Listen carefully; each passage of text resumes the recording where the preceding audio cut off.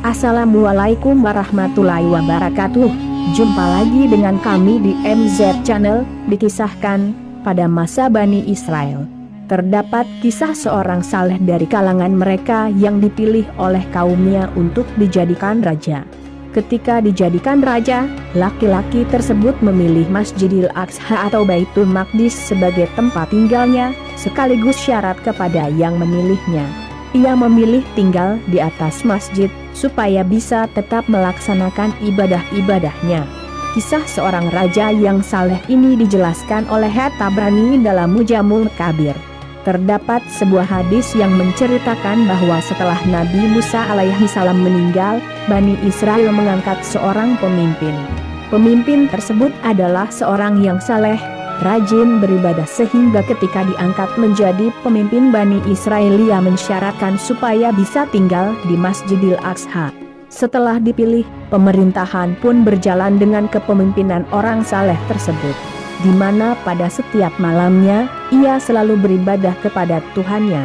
Hingga suatu malam, ketika raja tersebut melaksanakan salat di Baitul Maqdis, dia mengingat-ingat semua perkara yang pernah dilakukannya selama menjadi raja. Ia merenungi dirinya dan tugas-tugas yang dipikulnya. Dia kemudian berpikir tentang tempat kembalinya ketika meninggal nanti, termasuk pertanyaan Tuhannya kepada dirinya selama berkuasa.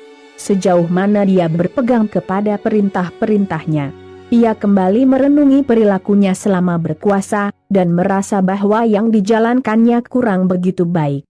Dia selalu berpikir bahwa kehidupan yang dijalaninya telah menyibukkannya dan membuatnya jarang beribadah kepada Tuhannya.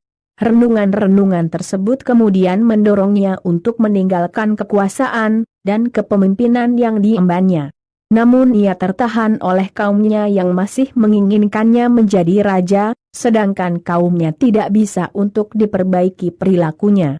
Akhirnya, dengan cara sembunyi-sembunyi dia pergi ke sebuah tempat yang tidak seorang pun mengetahui identitasnya, dengan tujuan supaya bisa beribadah kepada Allah Subhanahu wa Ta'ala, dan menjauhkan diri dari beban berat yang diemban yang bisa menjerumuskan dirinya pada kerusakan dan fitnah, yaitu kekuasaan. Hingga suatu pagi setelah melakukan ibadah malam dan renungan-renungan, sang raja tersebut turun dari atas Masjidil Aqsa dengan sebuah tali supaya tidak diketahui oleh para pengawalnya. Sebab, jika diketahui tentu dia tidak akan diperbolehkan pergi sendirian dan tidak akan bisa meninggalkan kerajaannya. Setelah berhasil pergi diam-diam, dia kemudian tiba di tengah suatu kaum yang berada di pinggir laut. Di tempat tersebut, ia bertemu dengan sebuah kaum yang sedang membuat batu bata. Ia kemudian bertanya, "Bagaimana kalian menerima upah dari batu bata ini?" Orang-orang kemudian memberitahunya, dan setelah diberitahu, sang raja yang meninggalkan kerajaannya tersebut ikut membuat batu bata bersama mereka. Dari pekerjaannya tersebut, ia bisa memenuhi kebutuhan hidupnya. Dia pun bisa makan, bahkan bersedekah dari hasil kerjanya. Ia juga tetap memegang keistiqamahannya, yaitu jika tiba waktu salat ia selalu melaksanakannya.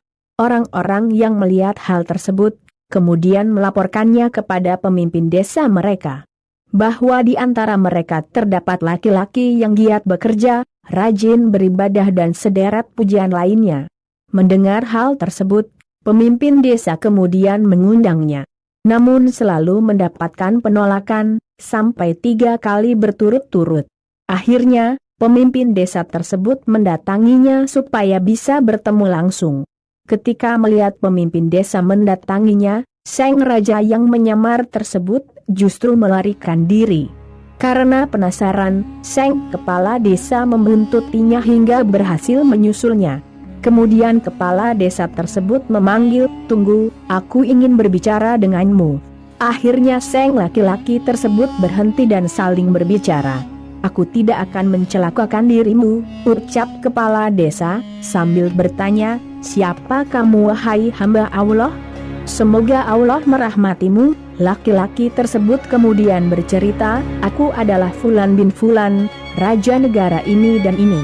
Saat aku merenungkan urusanku, aku mengetahui bahwa apa yang aku jalani terputus, dan bahwa Ia telah menyibukkanku dari ibadah kepada Allah.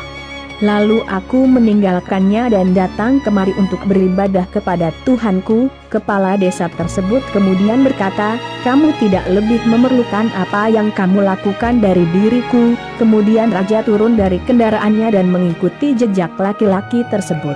Kedua orang itu lantas beribadah kepada Allah Subhanahu wa Ta'ala dan memohon kepada Allah agar dimatikan bersama. Mereka akhirnya beribadah bersama hingga meninggal dalam waktu bersamaan juga.